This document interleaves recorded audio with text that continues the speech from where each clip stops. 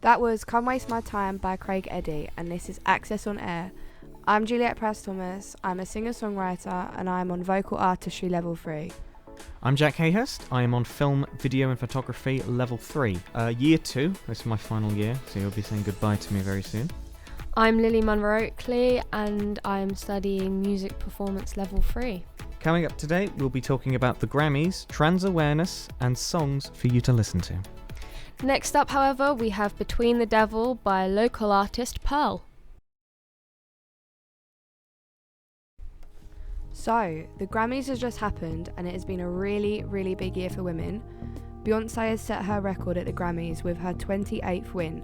She is now the most awarded woman in the Grammys history. Not only was it her 28th win though, it's now her 79th Grammy nomination. Jeez! Which is the most by any female artist, which is incredible. Taylor Swift became the first female artist ever to win Album of the Year 3 times, adding one of her latest albums, Folklore, to that collection. Her other 2 albums that won Album of the Year are Fearless and 1989, which she is now re-recording and releasing. Wow, that's amazing. And Megan Thee Stallion was the first female rapper to win Best Rap Song with her song Savage, which features Beyonce. So pretty good powerful stuff coming from women this year. And now we have Everything I Wanted by Billie Eilish, who also won the Best Record at the Grammys. And that was Everything I Wanted by Billie Eilish, which I'm glad to hear that she's sort of entering a new generation of her music. Because prior to this, I saw her as just depressive, and I never really sort of liked her music. But I want to hear new stuff from her. I want to sort of see what she's going to start now. And when she began, she was sort of our age. Yeah, I agree. She's put Instagram posts out. She hasn't told us when she'll be putting out new music, but she's made it very clear that she's very excited.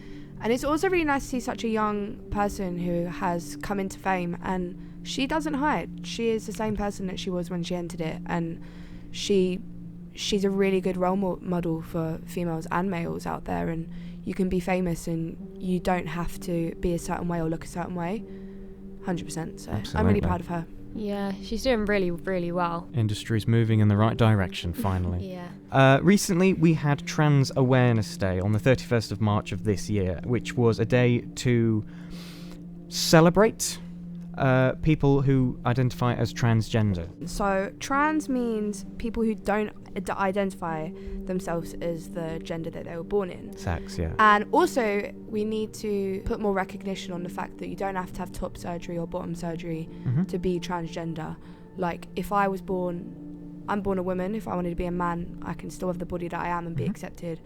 And there is definitely a lot of controversy about going and using female toilets if you're a man, and that would make some females feel uncomfortable, where, yes, I agree, if it was a man being in a fake situation as a transgender woman, but at the same day, like, I shouldn't be allowed to say whether you are a woman or not. That's how you feel. So yeah, it's definitely a really good day to have, and I think it should be more than a day. I think it should be more normal. Absolutely. And I feel like the fact that we're sat here having this conversation about a day about being transgender, it shouldn't even be a topic. Like, it should be about being straight. You don't National have to say Human if you're Day. straight or not. You never say it. Yeah. So why should I come out as saying I'm a transgender female or I'm a transgender male? It's all about this like mutual respect for everyone. Just, you've got to care and respect everyone's decisions about your sexuality, how you identify. Everyone's just got to try and respect each other. It's sort of one of these things where when you look at it properly, it's really not that big a deal. Yeah. Because the whole it's quite simply just identity, which is something that everyone has control over. Their own personal identity is whatever they want it to be, and it's the whole discussion of, you know, why do people want to identify as something that they're clearly not? I mean, the great thing is a fantastic thing where they've now, or hopefully will, update the definition of what gender is, because it sort of means I've always known it as, you know, what your sex is. However, sex is going to become what it originally was, and gender's going to change. Gender's going to be a lot more fluid. It's going to be a lot more just sort of not based on physical things. Yeah, I agree, and it is still a fairly new concept for people, and it's just the beginning and the introduction of it. But it's really, really important, I guess, to just support and listen. Listening helps so much, and just to educate yourself, just educate people out there and get rid of the stigmas and gender norms of society and the things that we've embedded for so many years. There's a lot of fear of like the unknown. So how do you mean? So if somebody doesn't really understand what trans is, absolutely. Understanding it is very difficult. However, what the thing is, I fear that it might get to a point where someone on the other side who doesn't understand it is going to get negative attention for simply just not understanding it. Yeah, and I feel like a lot of people can't even touch on the subject. Yeah, without getting judged or feel like they're being offensive. It does need to be an open discussion. All open discussions are positive discussions, whatever it is. And you shouldn't feel scared to ask somebody about their experience, but equally the other person shouldn't feel like they're going to a job interview and they shouldn't say that they're trans because it would affect them. Yeah. You need to talk to people on both sides to truly educate everyone. I mean, the really weird thing is about this is that there isn't really any specific known reason for why people feel this way. Nobody knows. Yeah. But there is no reason why they shouldn't be made to feel at least comfortable with who they are. So I don't understand. Nobody, like I said, nobody understands it, but people deserve basic respect and happiness. Yeah, and I feel like nobody understands why you're straight. I don't understand. No, or homosexual or anything. Exactly. So we're still stuck in the same little box of, I understand your opinion and I believe in your opinion, but as a world we're still stuck in a box of you have to explain yourself, or it's not normal. Why isn't it normal? And why do people get really antsy when you talk about it? Like, you should be open-minded. You should just be able to talk to someone. You might not agree.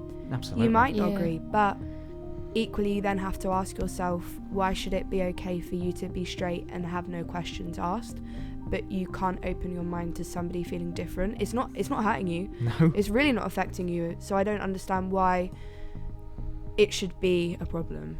Which is easier said than done, 100%, but it's not that deep, really. It's not that deep. You just need to sort of accept, okay, this individual feels that way.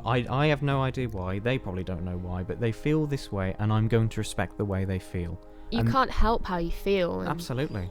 Yeah, but I feel like it's probably, there's so many reasons why we're like that, but especially education.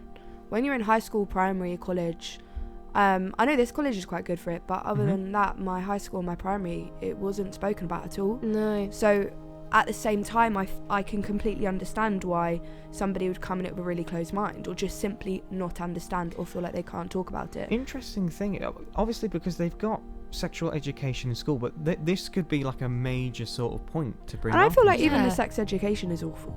No, I mean, like point blank awful, let alone different sexualities or so many things. So we all talk about we need to educate ourselves, we need to look at both sides. Well, the key problem here is you're not getting educated from a young age, and therefore it's never going to be seen as normal.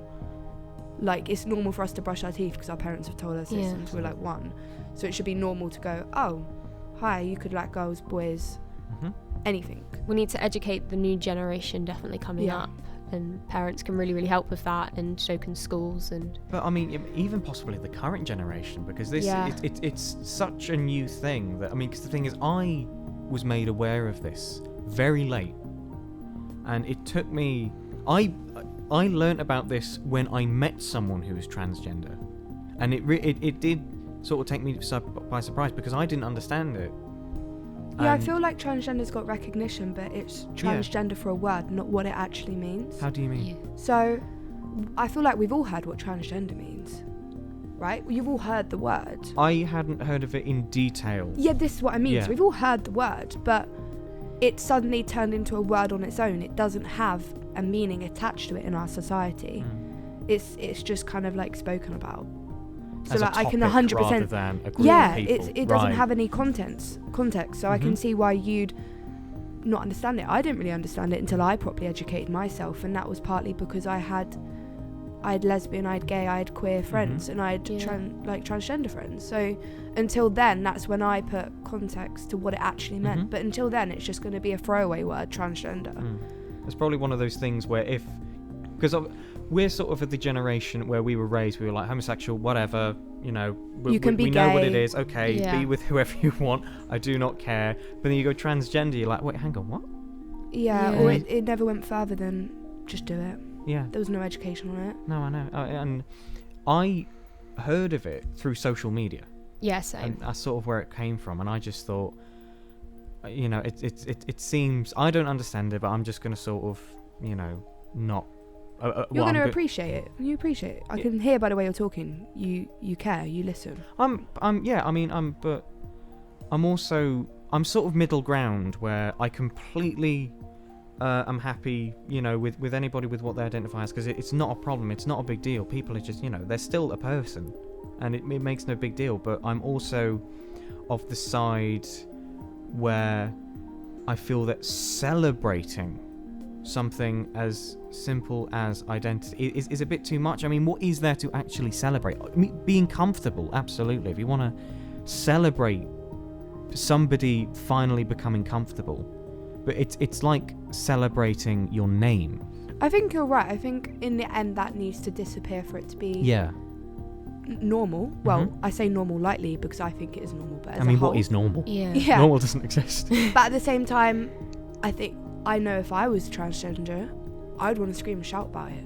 Yeah. Especially at this day and age, like, you deserve to tell everyone. You deserve, because you've been trapped. So I think in the end, you shouldn't have to feel trapped. Have they been trapped due to animosity of the subject, or just unawareness and just?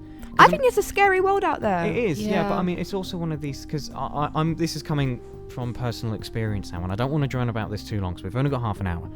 But this first person who I met, who was transgender, and I learnt from, they were very closed off to questioning, because this is the person who I learnt from, and when I would approach them and genuinely just try and ask I'm trying to understand it, they would go off, and I would feel like I'm doing wrong just by asking questions. And it's one of these things where I pretty much know exactly why this person felt the way they did, because they felt that they would come under attack pretty much straight away for just identifying as something else.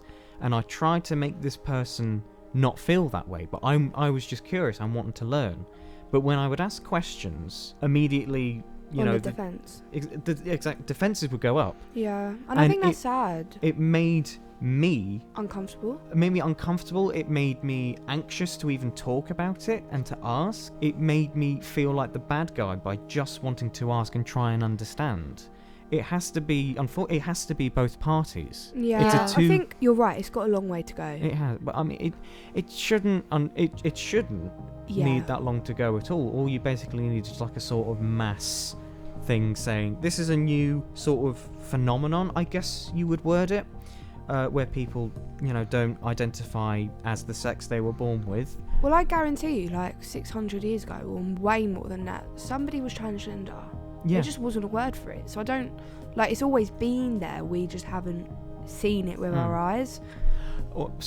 That's a fantastic point, because what other identity crises, I guess, are there that haven't yet come to light? What else are other people suffering that have no idea? And I think it's conversations like this that are really good, because you challenge each other, and by doing this, there's 3 different opinions in this room.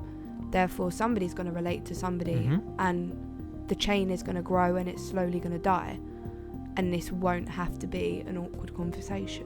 It won't have as much of a negative impact and negative reactions, which can really hurt some people, physically and mentally, unfortunately. Coming up now, Sorrow's Golden by Leo Law. That was Sorrow's Golden by Leo Law, and here's how you can get involved with Access On Air. We have multiple socials. We have Twitter, TikTok and Instagram, which all go by the handle @AccessOnAir. We also have an email account which goes by accessonair@gmail.com. Well, thank you all so much for listening with us today. We hope you've had a great time, as we did, and we hope to see you at our next show. Don't forget to check out our socials. I've been Juliet Price-Thomas with Jack? And I've been Lily, Munro-Oakley.